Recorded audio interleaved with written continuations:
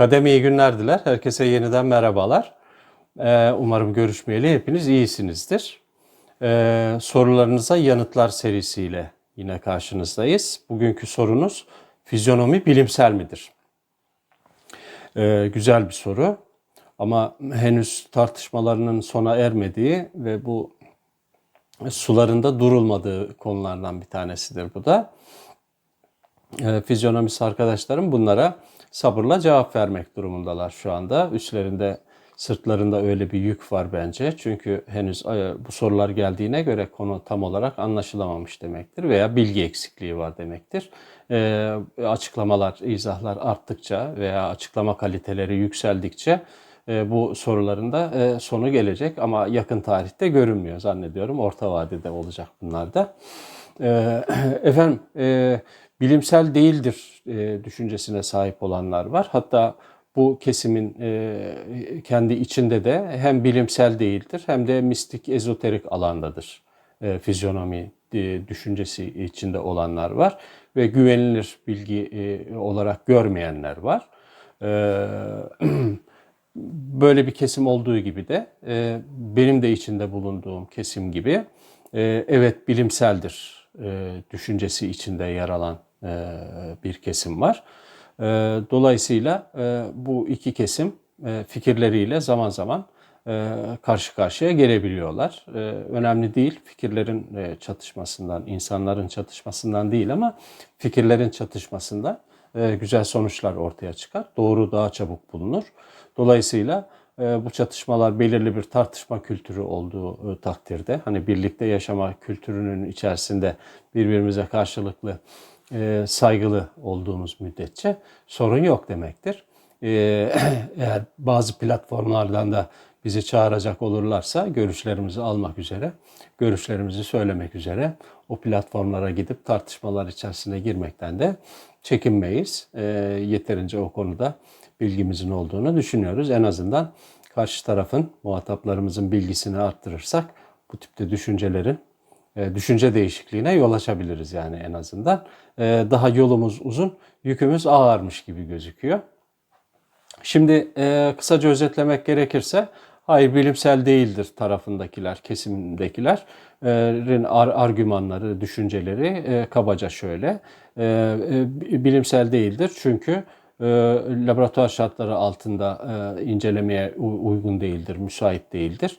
Dolayısıyla laboratuvar koşulları altında tez, antitez, sentez oluşturulamadığı için bilimsel bir alan değildir düşüncesi hakimdir burada. Birkaç tane daha var ama en hakim düşünce budur. Bilimin yaklaşımını hatırlatalım sizlere. Bilim ne yapar? Bir konuyu laboratuvara sokar. Tez, antitez ve sentez üretir. Tez güçlü ise antitez onun karşısında dayanamaz. Onun gücüne yenik düşer ve devrilir. Dolayısıyla sentez oluşur. Sentez aynı koşullar altında, aynı laboratuvar koşullar altında her tekrarda aynı sentez sonucuna ulaşıyorsak, aynı sonucu veriyorsa da bilim bunu doğru kabul eder. Bilimin genel yaklaşımıdır bu. Dolayısıyla bu metodolojiye, bu yöntemlere uygun olmadığını düşündükleri için hayır bilimsel değildir düşüncesine sahip olabiliyor insanlar. Efendim diğer kesim, karşıdaki kesimin düşüncesi de şöyledir. Evet bilimseldir. Neden bilimseldir? Metotları bakımından birbirine benzemese de veri tabanı vardır bunun. O veri tabanı kullanılarak hem de veri tabanı öyle 3-5 günlük 30-40 yıllık, 300-500 yıllık filan değil, binlerce hatta milyonlarca yıl geriye gidilebilir. Dolayısıyla hadi milyonları geriye bırakalım, binlerce yıl geriden önemli olan insanların bilgi olarak birbirine aktardıklarıyla günümüze kadar gelen bilgiler zaman zaman sistematik hale de dönüşmüştür. Ve bu sistematik hale dönüştürülmüş veri tabanından çok önemli verilere, çok önemli bilgilere erişebilmek mümkündür. Dolayısıyla bugün yapılacak, yani veri tabanı kullanılarak bugün yapılacak yorumlar çok isabet kaydetmektedir. Bunun yabana atılmaması gerektiğini düşünürler. Ben de dahil olmak üzere. Evet, yabana atılmayacak bir veri tabanına sahiptir. Bir ikincisi kendi içinde bir algoritma olduğunu karşı kesim çok fazla düşünmüyor ya da kabullenmek istemiyor. Çünkü kendi içinde algoritmasını şöyle düşünmek lazım. Tıpkı bir yabancı dili öğrenir gibi. Tıpkı kendi ana dilinizi ilk defa öğrenir gibi. Tıpkı bir trafik levhasını ya da simgelerle, işaretlerle oluşturulmuş bir görseli yazı olmadan dahi algılayabilmek gibi, anlayabilmek gibi ne söylediğini, ne anlam taşıdığını ya da müzik notalarını bir esere dönüştürmek gibi. Örneğin bir müzisyenin eline verince notayı ne yapıyor? Onu çok güzel bir eser halinde çalabiliyor, icra edebiliyor ve biz de hepimiz bundan etkileniyoruz, değil mi? Ama nota bilmeyen birisine bunu verdiğiniz vakit ne oluyor? Yani baktığında yani ne olduğunu algılamıyor mesela, algılayamıyor da. Dolayısıyla algoritmadan hani bu örnekleri yan yana koyabilirsiniz, daha çoğaltabilirsiniz. Kendi içinde bir algoritması olduğunu düşünür. Tıpkı bir harita okur gibi. Onu okur ve bunları bir neticeye, bir sonuca bağlar. Bir nedensellik ilkesi vardır. Ona uyar orada da. Bir sebep-sonuç ilişkisi kurar. Kendi içindeki o algoritmasıyla veri tabanına dayanarak da bir yorum çıkartır oradan, bir değerlendirme çıkartır. Bunlar kolay işler değildir. Yani her bilgi laboratuvar ortamından çıkacak diye bir kural da yoktur. Yani bilginin doğruluğu illa laboratuvar koşullarına girecek diye bir şey yoktur. Genelleme yapılamaz diye düşünülür. Dolayısıyla tabii orada da isabetli bilgi tutarlı veri tabanından geçmesi gerekir. Zaman içinde bunların şeyleri eskiyebilir. Yani veri tabanına ait verilerde eskilikler bulunabilir. Onlar güncellenir.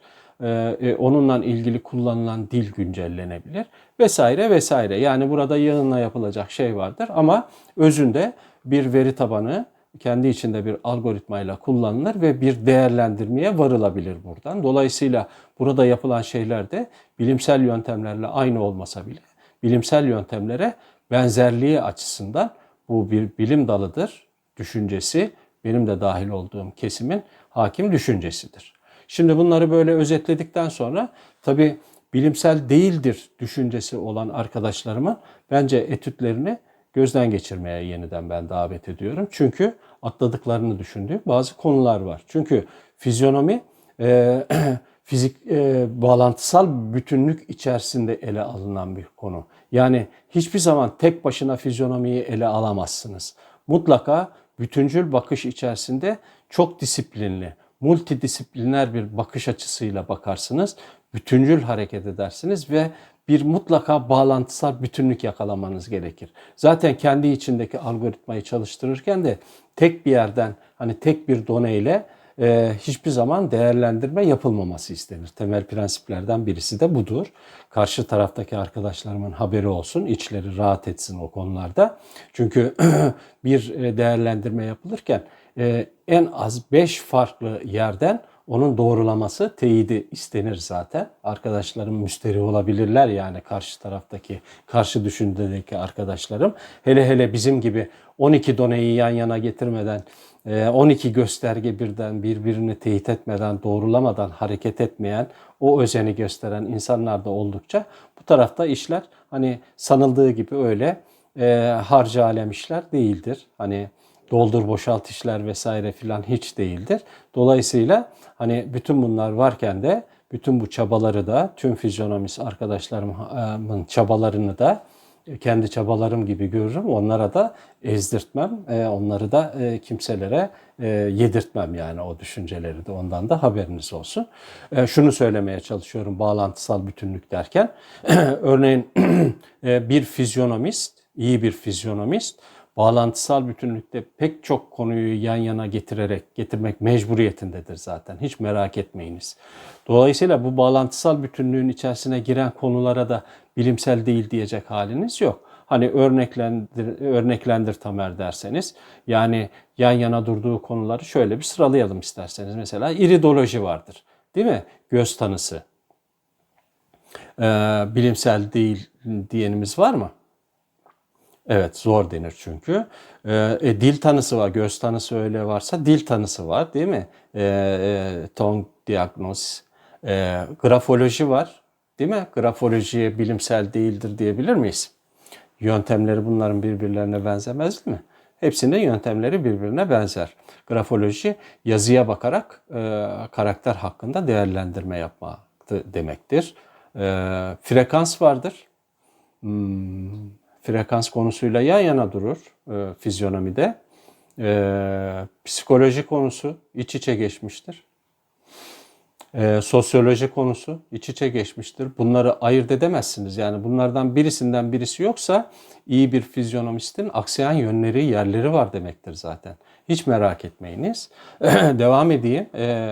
Nöropsikoloji vardır. Nöropsikolojiye bilimsel değildir diyeniniz çıkar mı aranızda? Genetik vardır. Epigenetik vardır. Epigenetikle biz fena halde iç içeyiz şu anda. Söylediğimiz pek çok şeyi epigenetik doğrular hale geldi.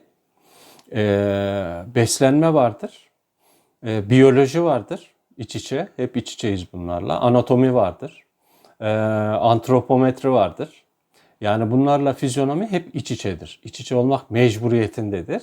Çünkü veri tabanını kullanırken hele bugüne güncelleyeceğinizde bütün bunların hepsinden faydalanacaksınız demektir. Faydalandığımız alanların birçoğu bilimseldir. Bu bağlantısal bütünlük içerisinde atıyorum 100 parça olsun, yani bütüne ait 100 parça olsun ve bunların 90'ı da bilimsel olsun. Fizyonomi bilimsel olmasın. O zaman sizinle tartışmaya devam edeceğiz demektir. Her neyse, tartışmak güzeldir, tartışalım ama bizim tarafında hani bilgilerini yabana atmayınız, bizleri es geçmeyiniz. Çünkü yeterince bilgiye, donanıma bizler de sahibiz. Güzel tartışmalar diliyorum ben. Onun dışında söyleyeceklerim bu konuyla ilgili 5 aşağı 5 yukarı bunlardır. Bizlere adreslerimizden ulaşabilirsiniz. Lütfen düşüncelerinizi, yorumlarınızı ya da taleplerinizi videonun altındaki yorumlar kısmına yazabilirsiniz. Biz ekip arkadaşlarım ve ben oralardan çok besleniyoruz çünkü faydalanıyoruz. Bazen sorulara cevap verirken tekrar ediyoruz, hafızamızı tazeliyoruz. Bazen de yeni şeyler öğrenebiliyoruz oralardan. O yüzden eğer iyi kalite bir eleştiri varsa onları da alıyoruz, cebimize koyuyoruz. Buraların hiçbirisinde sorun yok. Adresimizde bizimle iletişime geçmenizi bekliyoruz. Efendim bekleriz. Serinin bir sonraki videosunda görüşmek üzere. Sağlıcakla kalınız. Her şey gönlünüzce olsun.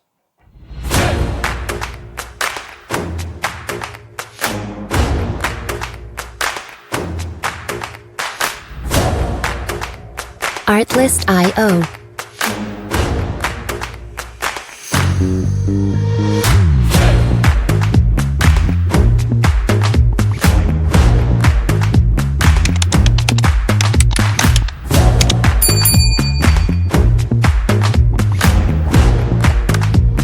Music licensing reimagined.